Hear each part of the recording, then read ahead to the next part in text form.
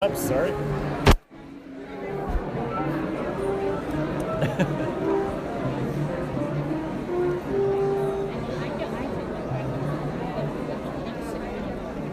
That's good for a view.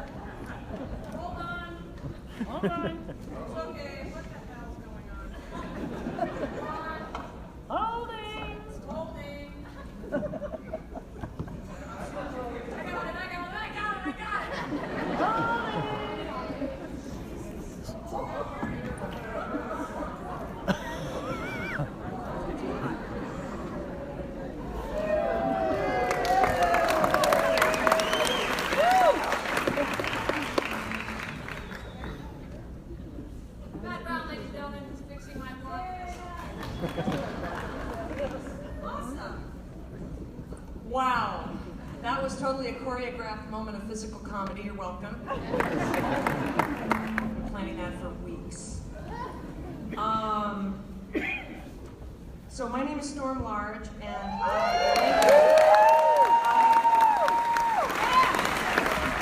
I love that I get to bring my amazing band, Le Bonheur, and play with these incredible musicians. Your Santa Cruz Orchestra here, absolutely amazing.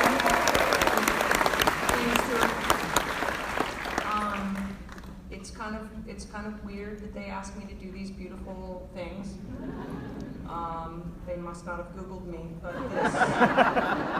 this song is a good sort of kickoff to the evening because it's sort of it sort of lets you know what kind of a person I am, and kind of it's also an apology to heterosexual men for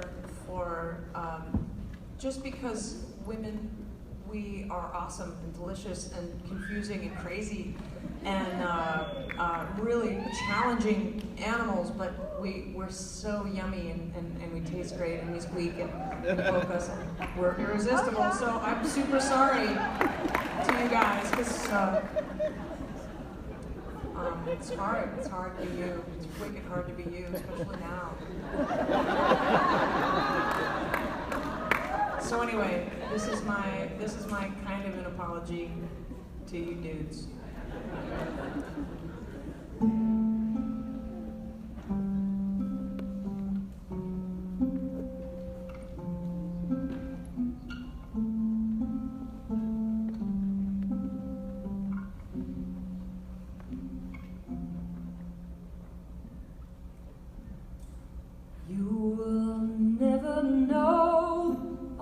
woman's heart. You just can't see that far down such a long and pretty road that you'll never go.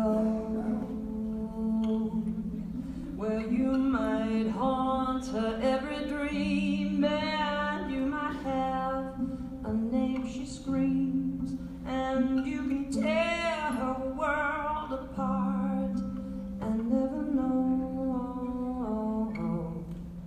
a woman's heart.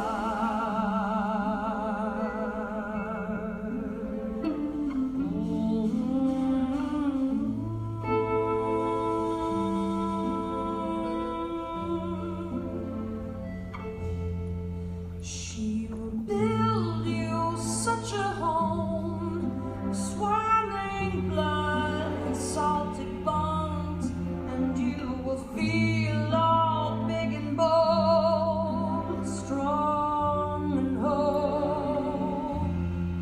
Then out of nowhere she will go, short and sharp and icy cold, and she will stare right through your soul like you're the pane of a dirty window. You'll never know a woman's heart. No one can see through the dark, but you can let the thunder roll until it's gone. Yeah. So open wide, you have a chance. Put down your bag, pick up your best. Believe the fire from the spark resides within. And underneath warm salty water, understand that heaven's daughter is deeply scarred without a mark and forever loves you.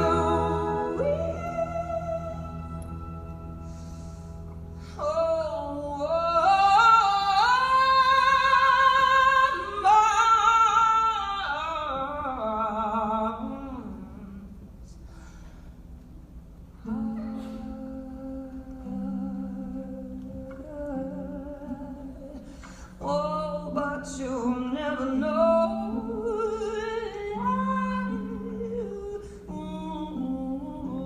You'll never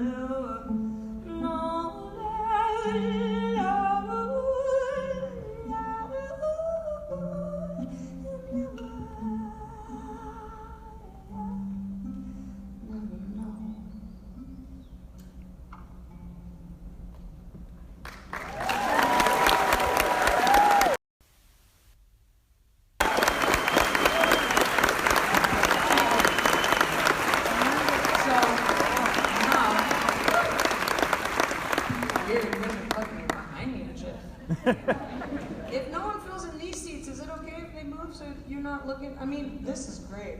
I know. It's really good. I've been doing a lot of lunges, so maybe you're like, where can I sit where I just stare at her flanks? Can I say flanks? Yeah, that's right. I got flank left, flank right. That's right. Maybe you guys can just stay there. It's all right. You're welcome. So we're gonna do some love songs that are more of a traditional nature to James Beaton and I, ladies and gentlemen. James Beaton on the piano. My business partner, music director, best friend of 15 years, and he's put up with so much bullshit from me. I can't even believe he's still sitting at the piano. But we are so grateful that we get to perform with such great orchestras like this, that you don't have to clap. We know you guys are spoiled here with the sun and the beautiful people and the amazing tempe you have here. Great amounts. You know, we're super honored, and when we started doing this sort of work with these great big orchestras, we started thinking, well shit, we should maybe not say shit as much as we do, but also, you know, incorporate some standards. And as you will see, I have kind of a problem with the word standard. But these next two songs are from the Great American Songbook, and they are pretty frickin' dirty.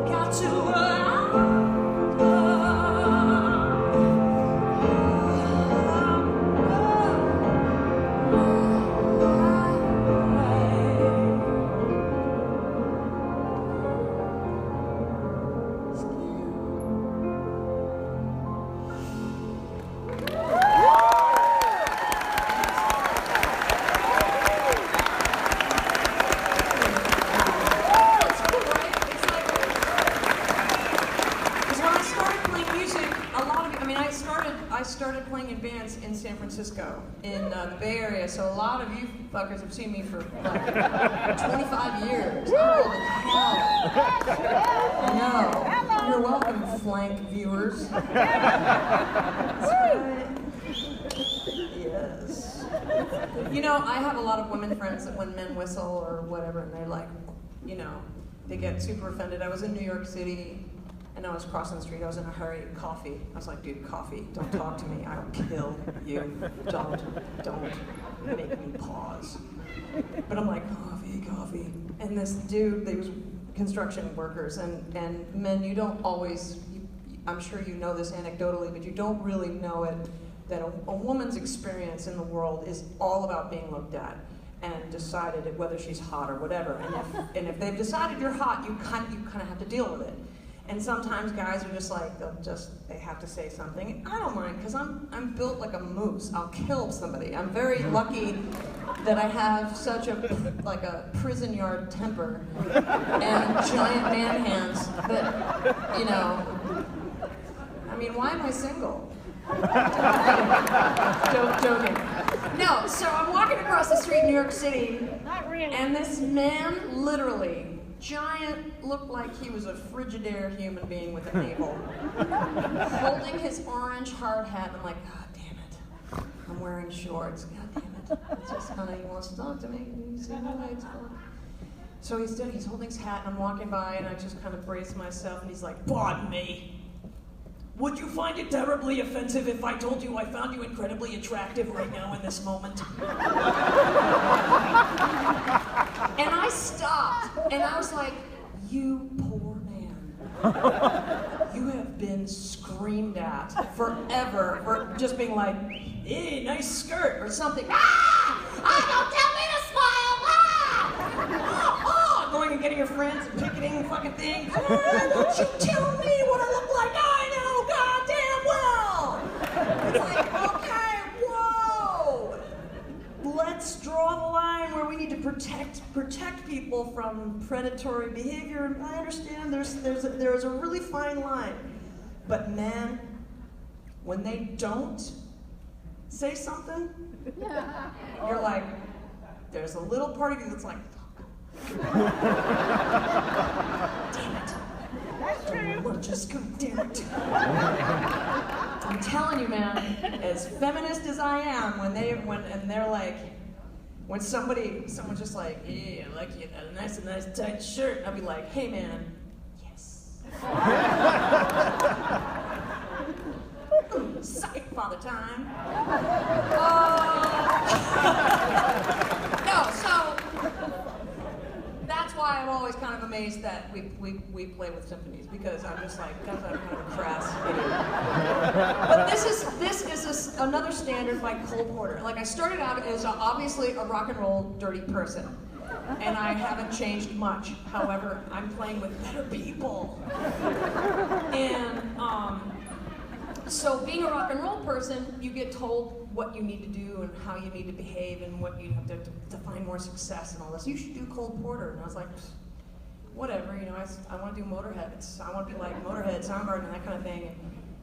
But listening to Cole Porter, and if you break down those lyrics, he's a sick fuck. No. He is. I mean, imagine Under My Skin. We've always heard Under My Skin as, hey, it's okay, I like you and you don't have to call the cops, it's fine. Don't look out your window, kind of thing.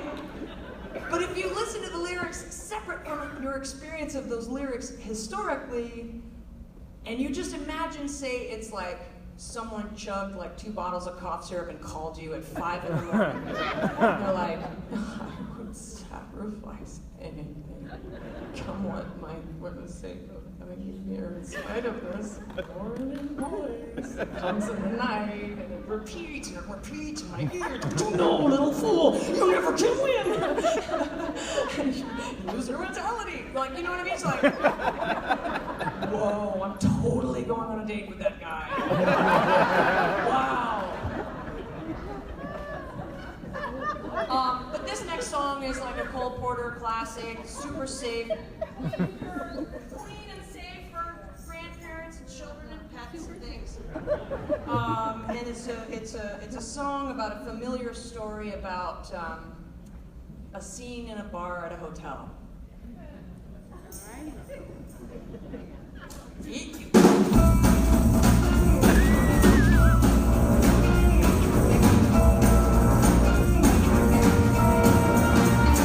It's the wrong time, in the wrong place.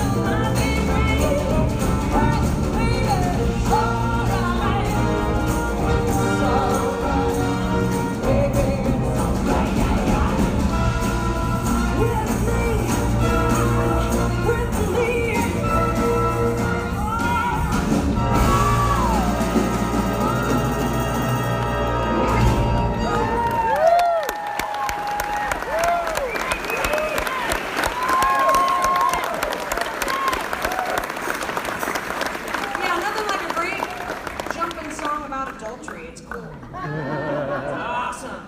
Sexy stuff. All the flank people are moving. Well, this is good too. Yeah, you know. So no, it's okay.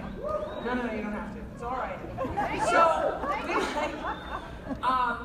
this is also a standard love song in the very typical kind of patina of the perspective of the woman who's been left.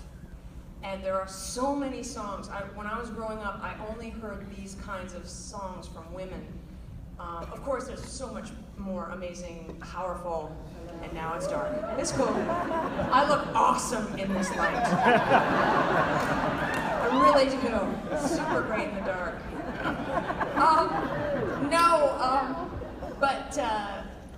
You know, when I was growing up, there weren't as many empowered female voices as there are now.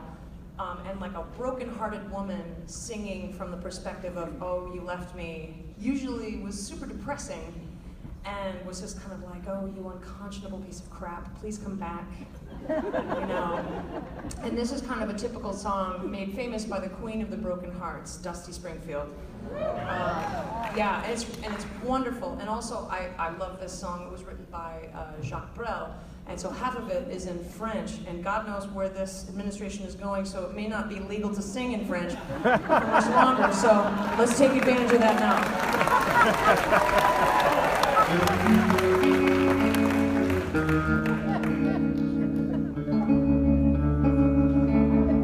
Thank you. If you go away on this summer's day, then you might as well take the sun away. All the birds that flew in the summer sky, when our love was new and our hearts were high, when the day was young and the night was long and the moon stood still for the nightbird's song. If you go away, if you go away, if you go away, but if you stay, I will make you a day like no day has been, no will be again. We'll sail on the sun, we will ride on the rain, we'll talk to trees and worship the wind. Then if you go, I will understand. Just in my blood, to hold in my hand. If you go away, if you go away, if you go away, ne quitte pas, il faut oublier comme s'oublier qui s'enfuit déjà. Oublier le temps de m'entendre et le temps perdu, sans savoir comment. Oublier ces heures, ni tout et pouvoir, encore de pouvoir, le creux de mon âme. Ne me quitte pas, oh, ne me quitte pas, ne me quitte pas. But if you stay, I will make you a night like no night has been, no will be again. I'll sail on your smile, I will ride on your touch, I'll talk to your eyes that I love so much. Then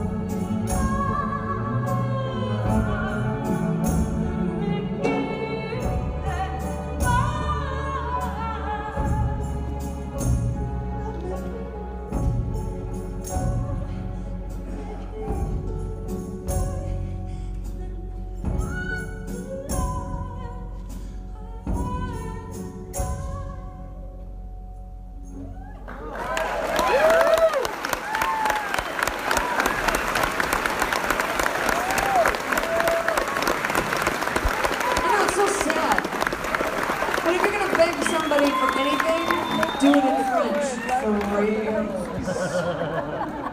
It's a really good begging language. So, as I said, I didn't have a lot of luck with female role models when I was growing up. I didn't really have parents either. That's kind of obvious, I'm sure. But, you know, this next song also kind of fell into that category of, oh, you big stupid jerk, why aren't you with me? It's like, not great messages for kids, not for boys or girls to put up with bullshit. So the thing about this song that made me so mad is I felt it was really false. Because we're talking about Olivia Newton-John, who was like the hottest girl ever of her day. And she was in the movie Grease, and she was like 42 years old playing a high school senior or something. That's how hot she was. It's ridiculous, right? But where this song happened, this song was a huge hit in this huge hit of a movie, and so it was just even more annoying. Because the scene, as you know, she's sitting in the swings. She's crying. She's crying. She's really sad. She's crying. She's wearing a little sweater, a little headband, little pearls. She's swinging. Crying and swinging, which is like super worse for anybody to swing and cry. It's like, I'm swinging. And why is she crying? Because she got dumped by a probably gay Scientologist.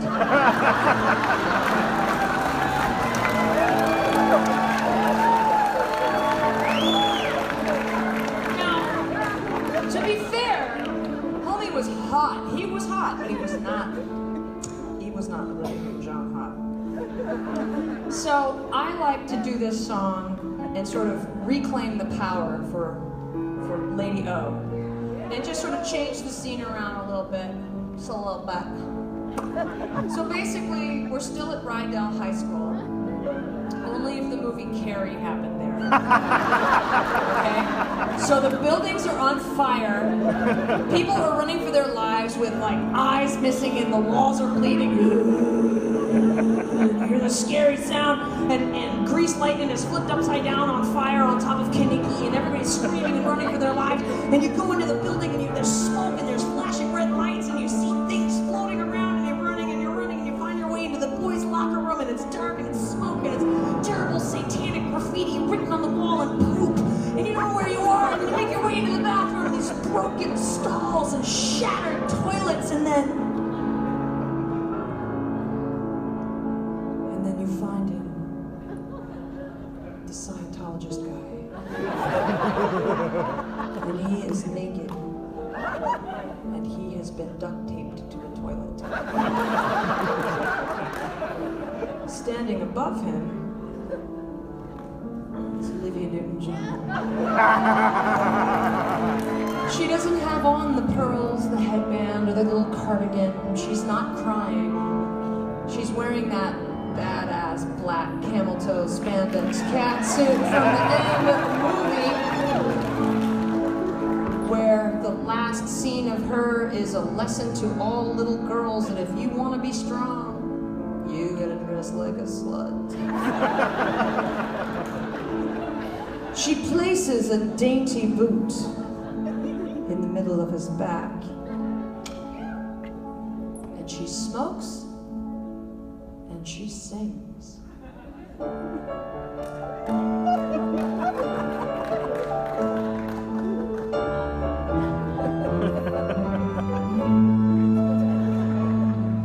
guess mine's not the first heartbroken. My eyes are not the first to cry. I'm not the first to know there's just no getting over you.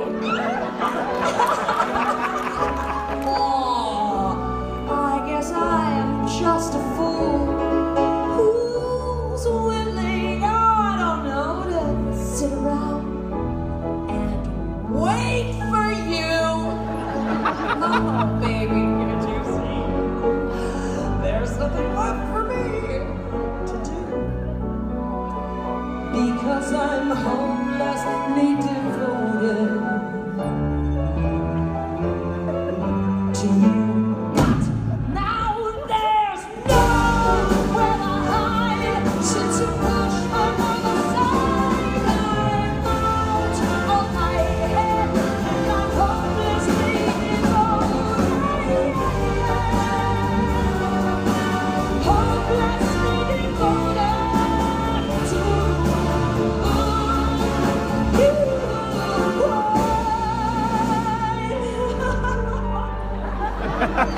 Hopeless.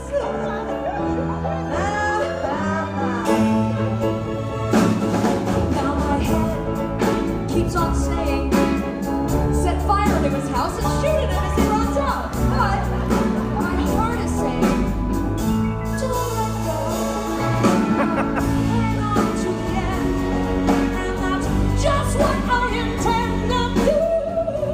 Yes, because I am hopelessly devoted to, I don't know, to who? To you.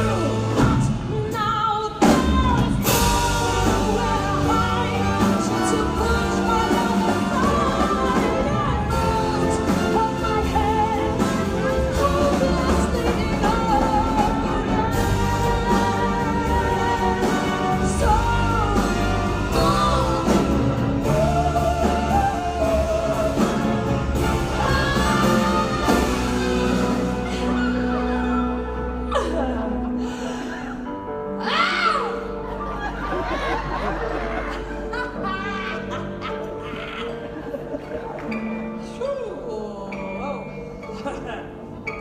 Sorry, whoa.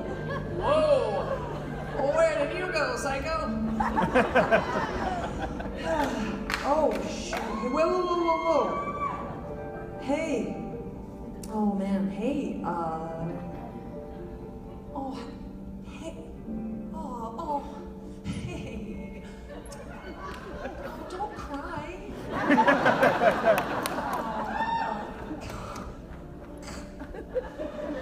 Hey. Hey. Hey! Hi! Oh, shh. Oh, ooh.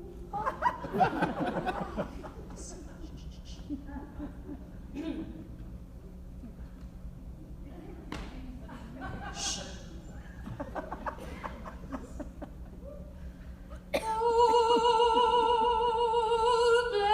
Sleep.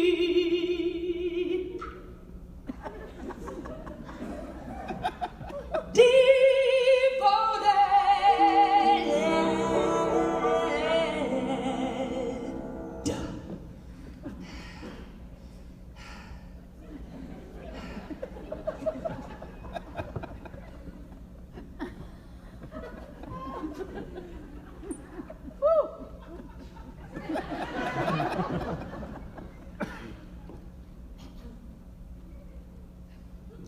To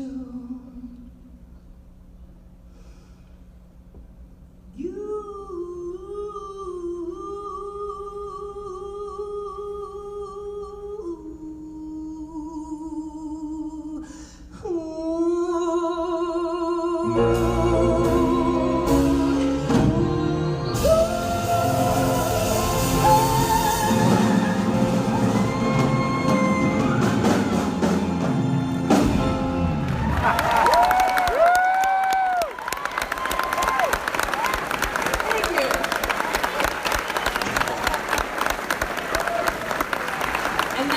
Everybody's boyfriend is going, what the fuck did you bring me to?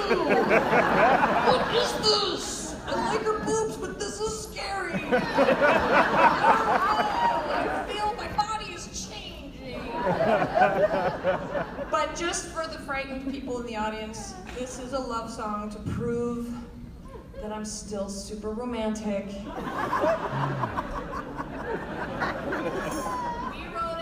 wrote it ourselves. James and I and the band wrote this song, and it's basically about the overwhelming feelings you get when you fall in love with somebody. I love you too. Oh, see? It's okay. I love you too. feelings of falling in love is like the same as going crazy. There's all these psychological tests about the chemistry in the brain. No, it's totally true. You can Google that shit. Yeah.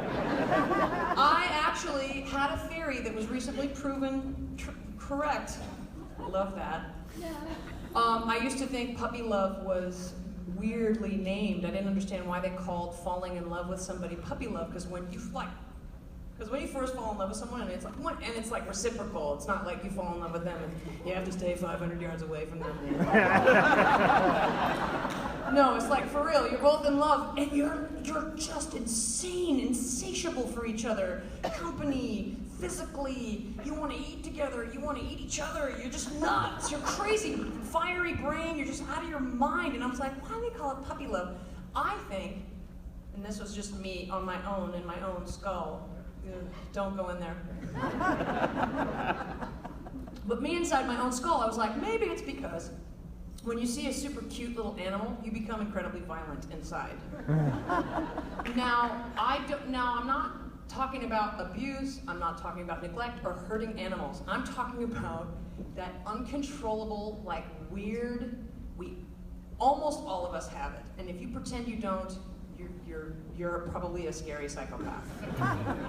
You see like a baby bunny, like a baby fucking bunny that's just like, they're so soft and they're like in a box. And there's usually so many baby bunnies and they're just this pile of the softest fur and they're like, their little button eyes and and you're like, oh my God, I'm gonna touch you. I'm gonna pick you up and I'm gonna squeeze you in my hand. And your little heart is beating so fast. Oh my God. And then you're like, like new dads, I've heard new dads say, like, I love my son and I would never, ever, ever, ever want anything to happen to him, but man, I look at his fat little fucking baby leg and I want to bite it. I don't know why, but that's why I'm like, that's why they call it puppy love. And last year, that bastion of scientific information, USA Today, that's right, said puppy love is real for that very reason. You're welcome, science. Mike Pence doesn't know what the fuck he's talking about. So this is a love song about that kind of like urgent, oh my God, feeling where you love somebody so much and you're so worried that they're not going to love you back that you just tie them up and keep them in your room. This is called Boom Boom.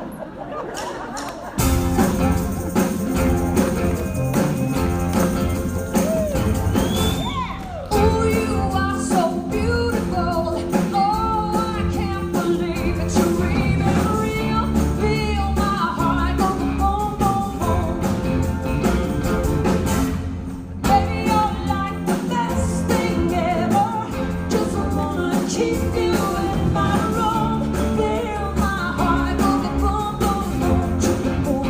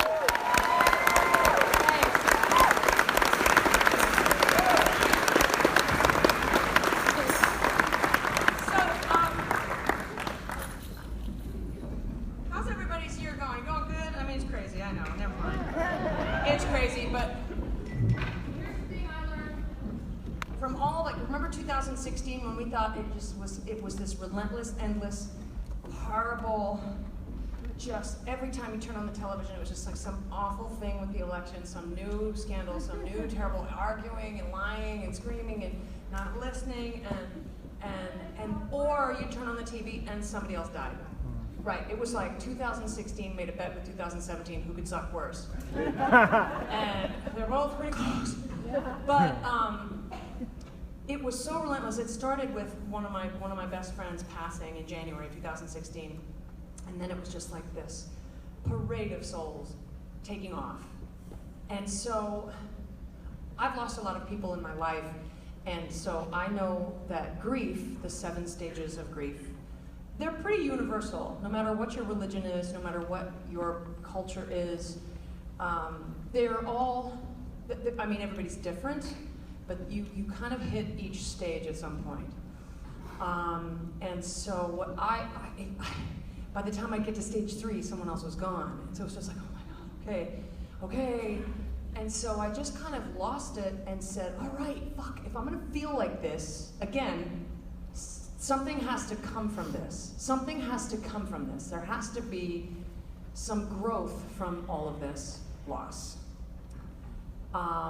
And so the human brain, its job is mostly to keep us away from pain and to keep us safe, and to and part of that is making our world make sense.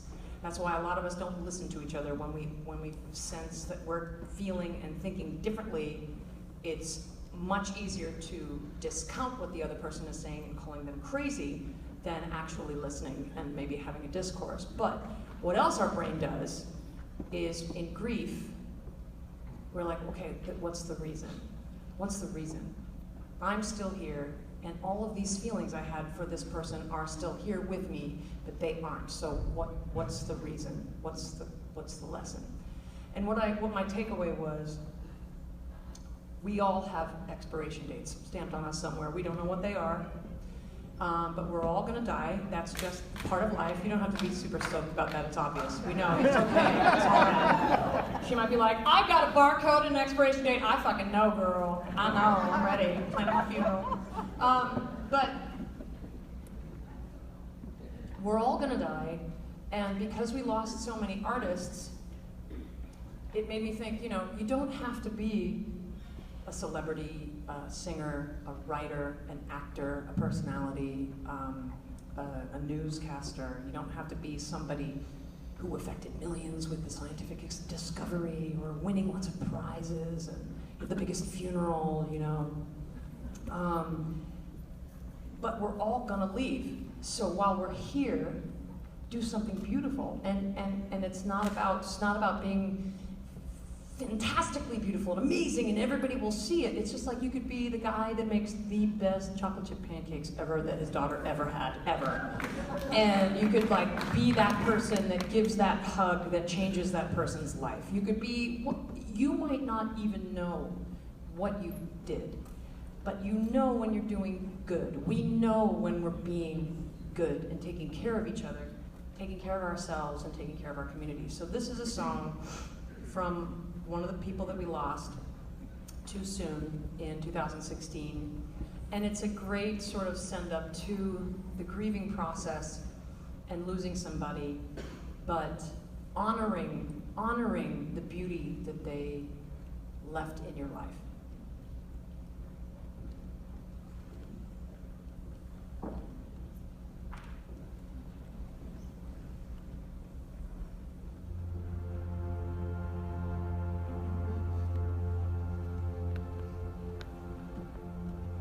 It's been 7 hours and 15 days since you took your love away.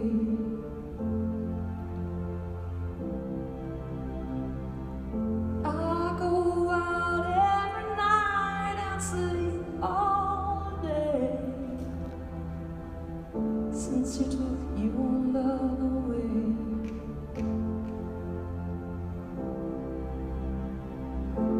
Since you've been gone, I can do whatever I want. I can see from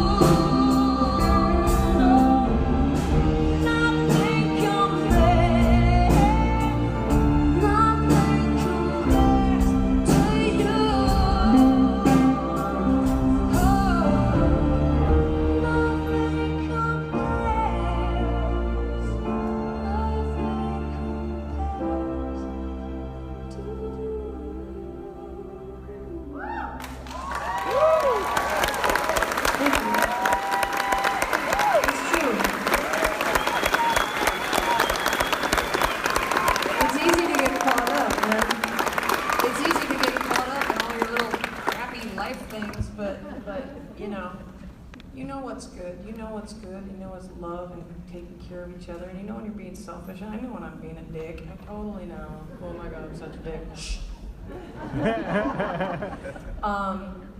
But we're gonna do one more song and then take a quick break. And I think you guys can have refreshments here. But after the show, we're gonna come out into the lobby. The band and I are gonna come out and sign CDs and whatever things that we're hawking today. This is the Amway moment. We're going to be selling CDs and things and taking pictures with all of you guys after the show and thanking you all for coming out to see us. But we're going to do one more song and take a quick break, and then we'll be back. And this song, it's like one of those songs that we all have in our lives. Hopefully you've got that in your life. That album that you just buy all the time. You buy it all the time. You buy it for people. You play that song for people who are going through something. This album and this band saved my life so many times. There's so many of them, but this song in particular truly, truly saved my life a bunch of times, and this is for you guys.